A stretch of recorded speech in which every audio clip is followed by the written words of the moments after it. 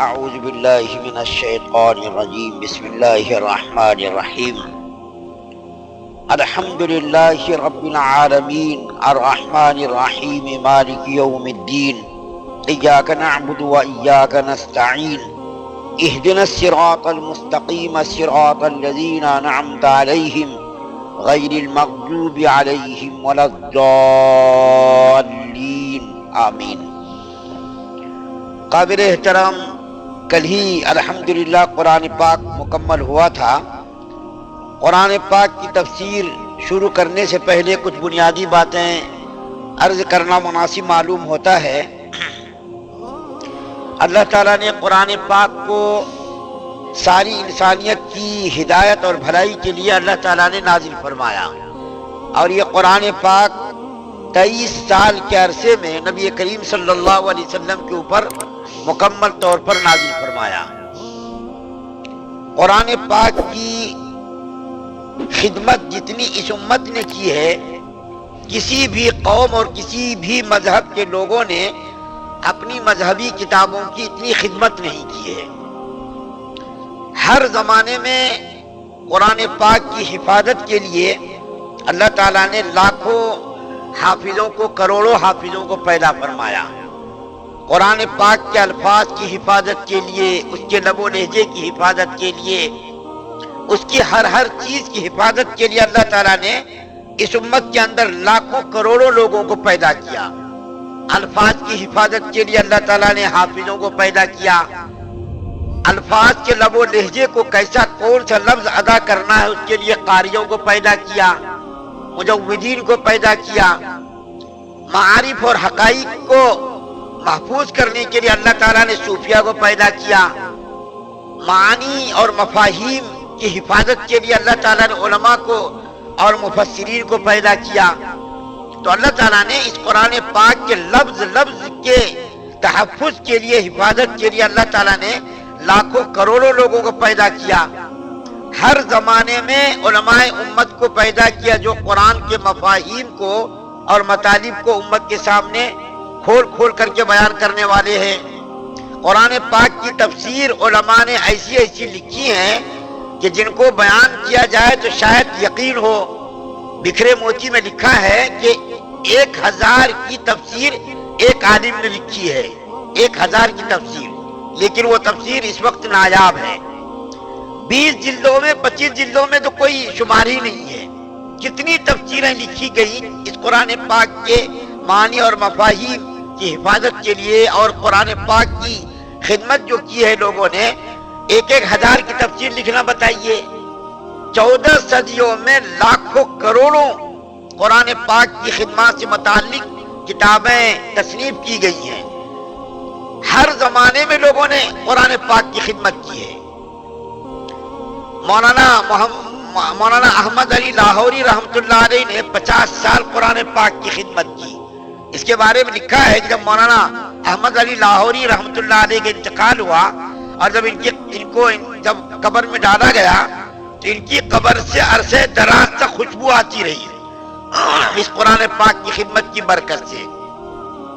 ہم لوگ حجاج بن یوسف کو برا سمجھتے ہیں، جب ان کا ذکر آتا ہے تو اس کا ذکر ہم برائی سے کرتے ہیں۔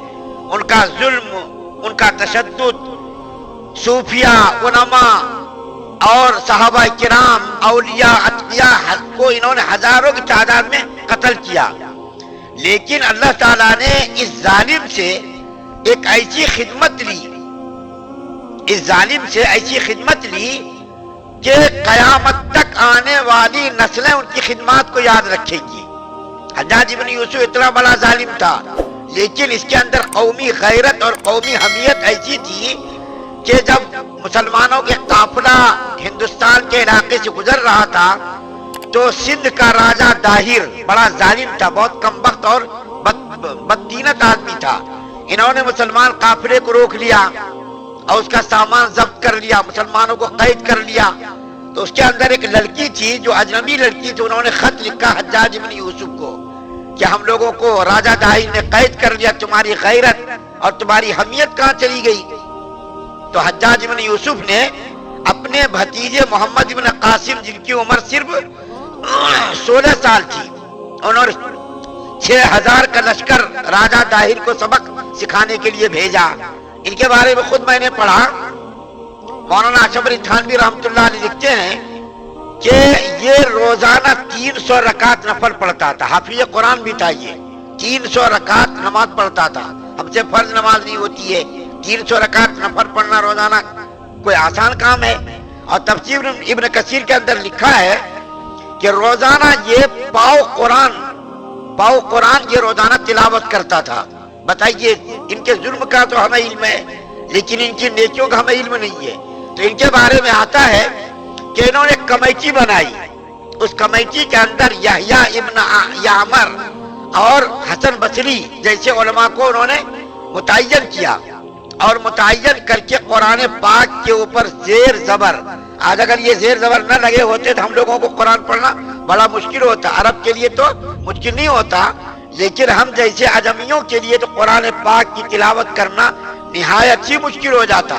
لیکن حجاج بن یوسف نے یہ کام کرایا کہ پاؤ پارا کہاں ہوتا, پاؤ قرآن کہاں ہوتا, آدھا قرآن کہاں ہوتا. انہوں نے حافظوں کو, قاریوں کو, کاتبوں کو جمع کیا اور جمع کر کے یہ خدمات انجام دی. زیر زبر پیش وغیرہ لگانا اور جو ہے قرآن پاک آدھا کہاں, وَلْيَتَلَطَّفْ کی فا پر قرآن پاک آدھا ہوتا. تو انہوں نے یہ کام کرایا. قرآن پاک کے اندر آیات کتنی ہے اس کے بارے میں نے کچھ معلومات لکھی ہیں. اس کے بارے میں آپ کے سامنے بتاتا ہوں کہ ابو محمد سلام حمانی کے بقول قرآن پاک کے متعلق معلومات حاصل کرنے کے لیے حجاج بن یوسف کے کہنے کے مطابق انہوں نے 4 مہینے تک محنت کی.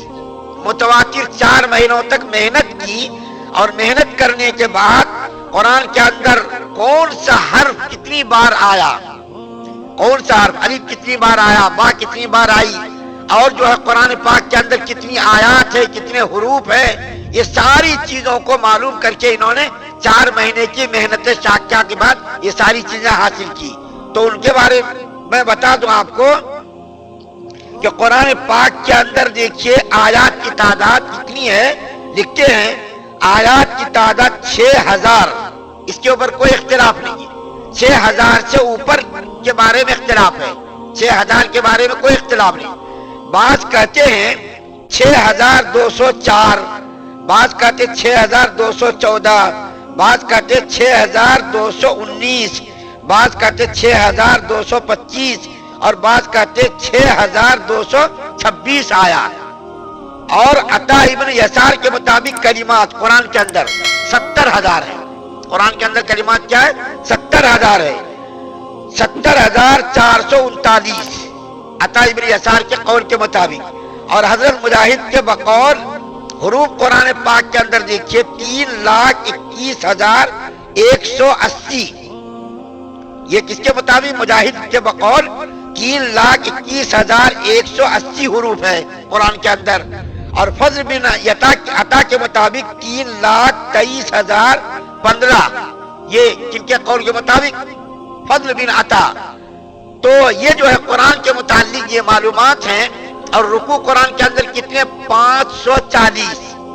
پارے کتنے ہیں؟ 30.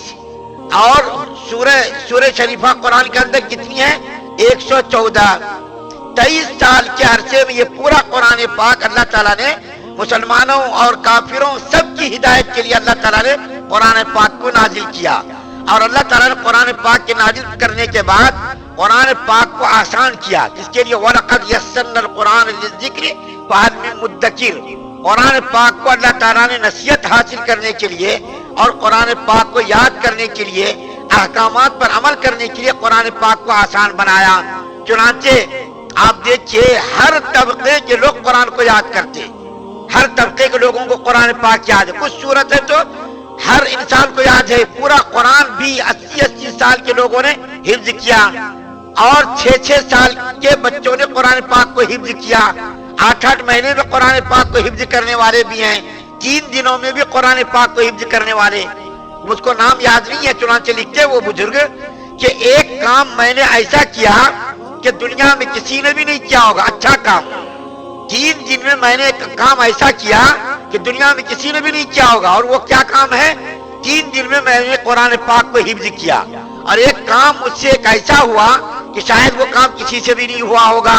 وہ کام کیا ہے؟ برا کام کہ میں ایک روز جمعے کے دن جمعے کی تیاری کے لیے بیٹھا تھا، اور اسی درمیان میں ناخن وغیرہ کاٹ کر کے، اور جو جمعے کی تیاری کے لیے جو ضروری کام ہے اسی میں داڑھی بھی ذرا جو ایک مجھ سے زیادہ تھی اس کو میں کاٹ رہا تھا، لیکن بے خبری میں اور غفلت میں میں ایسا بے خبر اور غافل رہا کہ پوری داڑھی میں نے کاٹ دی، مجھ کو خبر ہی نہیں ہوئی۔ وہ بزرگ کہتے ہیں تو قرآن پاک کو اللہ تعالیٰ نے یاد کرنے کے لیے، نصیحت کو حاصل کرنے کے لیے اور احکامات پر عمل کرنے کے لیے آسان بنایا۔